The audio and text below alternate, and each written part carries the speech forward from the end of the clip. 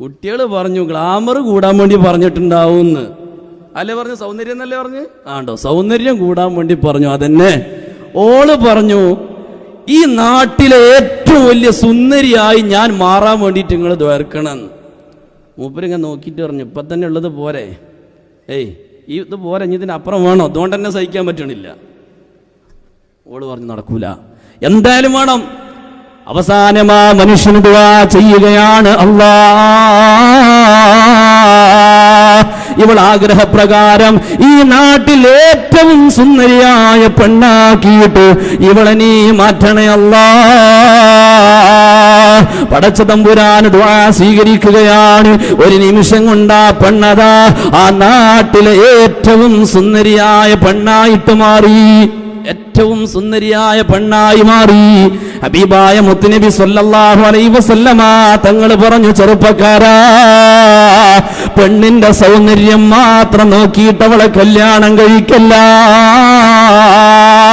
ഒന്നിരിക്കൽ അവൾ അഹങ്കാരിയായി മാറും, അതല്ലെങ്കിലോ അവൾ നിന്നെ ചതിച്ചുകൊണ്ട് പോകുമെടാ. മുഹമ്മദുർ റസൂലുള്ളാഹ്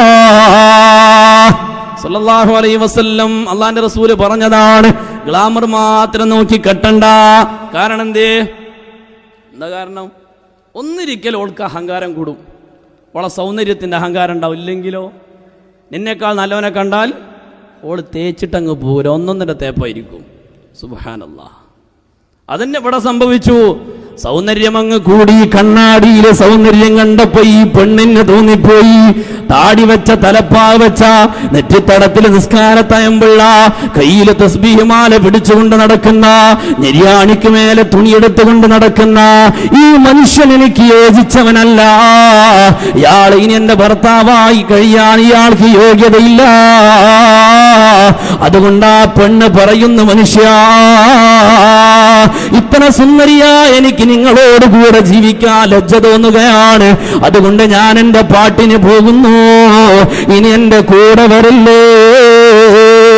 അല്ലാഹുവേ, ഒന്നാമത്തെ ദുആ നഷ്ടപ്പെട്ടുവല്ലോ എന്ന സങ്കടത്തോടെ, പ്രിയപ്പെട്ട ഭാര്യയും പോയി എന്ന സങ്കടത്തോടെ, ബാക്കി രണ്ട് ദുആ എന്തിനു വേണ്ടി ഉപയോഗപ്പെടുത്തണമെന്ന് തീരുമാനിക്കാൻ കഴിയാതെ ഈ മനുഷ്യന് വല്ലാത്ത വിഷമത്തിലാ, വല്ലാത്ത പ്രയാസത്തിലാണ്. ഭാര്യ പോയ സങ്കടത്തിൽ അയാൾ അങ്ങനെ നടക്കുകയാണ്. അപ്പോഴാണ് രാജാവ് അറിയുന്നത്, ഈ രാജ്യത്തെ ഏറ്റവും സുന്ദരിയായൊരു പെണ്ണുണ്ട്. ആ രാജാവാവട്ടെ സ്ത്രീലമ്പടനാണ്, വ്യഭിചാരമോഹിയാണ്. ഇങ്ങനെ സൗന്ദര്യവതിയായൊരു പെണ്ണ് വന്നിരിക്കുന്നു, ഒരു പെണ്ണുണ്ടെന്ന് രാജാവ് അറിയുമ്പോ, അല്ലാഹുവേ, രാജാവിന്റെ ഓർഡർ വരികയാ, ഇന്നെന്റെ പള്ളി ഉറക്കത്തിന്, ഇന്നെന്റെ അറക്കകത്തേക്ക് ആ പെണ്ണിനെ കൊണ്ടുവരണേ. രാജപട്ടാളക്കാരോടുകയാണ്, കിങ്കരന്മാരോടുകയാണ് ആ പെണ്ണിനെ പിടിച്ചു കൊണ്ടുവരാൻ. ഭർത്താവിനെ ഉപേക്ഷിച്ചു കൊണ്ടുപോയ ആ പെണ്ണിനെ രാജാവിന്റെ പട്ടാളക്കാര് പിടിച്ചു കൊണ്ടുവരികയാണ്. സുബ്ഹാനല്ലാഹ്. പെണ്ണിന്റെ സൗന്ദര്യം കണ്ട് രാജാവ് അത്ഭുതപ്പെട്ടു പോയി.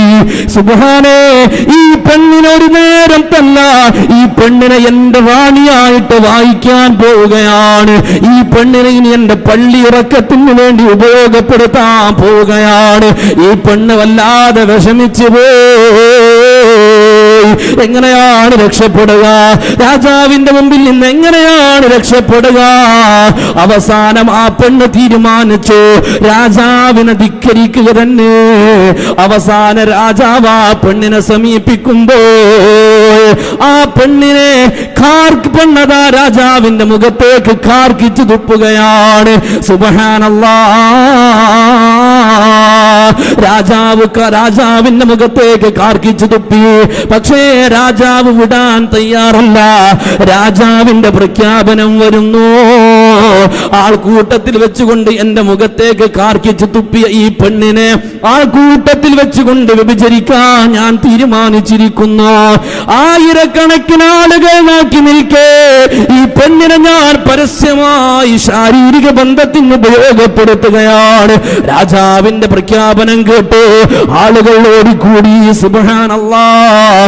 കൊട്ടാരത്തിൽ എന്തോ നടക്കുന്നു എന്നറിഞ്ഞ ഈ ഭാര്യ നഷ്ടപ്പെട്ട വേദനയോടെ നടക്കുന്ന സൂഫിയായ ആളുമുണ്ടല്ലോ, അയാളും ചെന്നു എന്താണ് നടക്കുന്നതെന്നറിയാൻ വേണ്ടിയിട്ട്.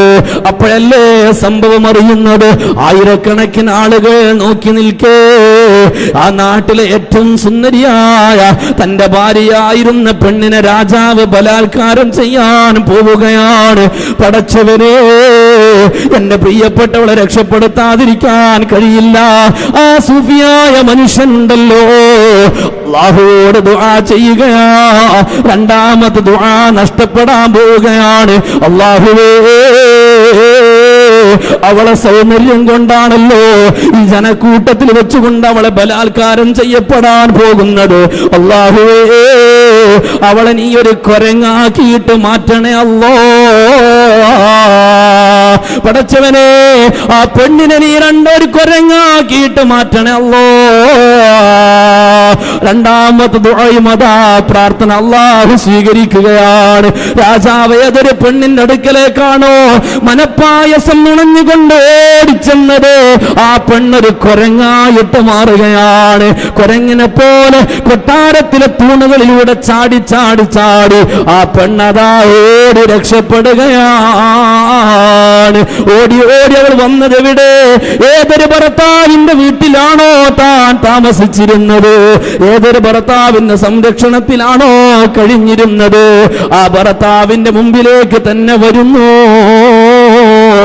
അവസാനം മൂന്നാമത്തെ ദുആയും ഉപയോഗപ്പെടുത്തുകയാണ്. അല്ലാഹു കൊടുത്ത വല്ലാത്തൊരു നിഅമത്തായിരുന്നു. പക്ഷേ ആ നിഅമത്ത് നഷ്ടപ്പെടാൻ പോവുകയാണ്.